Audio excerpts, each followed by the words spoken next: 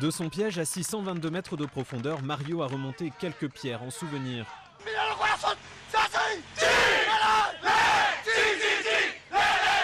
Il est le deuxième homme libéré au milieu de la nuit chilienne.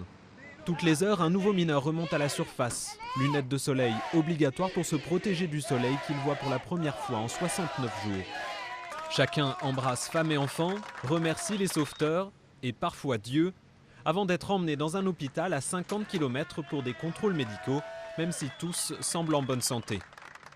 On ne veut aller en bonne forme et cela me redonne de la force. Sous terre, un sauveteur continue de sangler chaque homme dans une étroite nacelle. L'ascension dure environ un quart d'heure. Du jamais vu dans l'histoire minière. Début août, quand un éboulis de 700 000 tonnes de roches piège les mineurs, les sauveteurs restent 17 jours sans preuve de vie. Puis une sonde atteint les hommes qui reçoivent alors nourriture, vêtements et messages. Et c'est seulement samedi dernier qu'un puits de secours est percé jusqu'au refuge. À ce moment, les familles qui campent à la surface savent que la fin est proche. Un sauvetage spectaculaire qui fait la fierté du Chili et de son président Sebastián Piñera, élu en janvier et qui a tenu à accueillir personnellement les mineurs.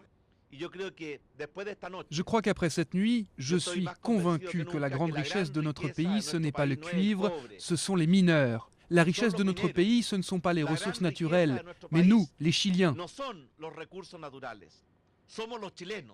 Près de 2000 journalistes et techniciens ont couvert l'opération, qui était diffusée en temps réel sur Internet et sur les télévisions du monde entier.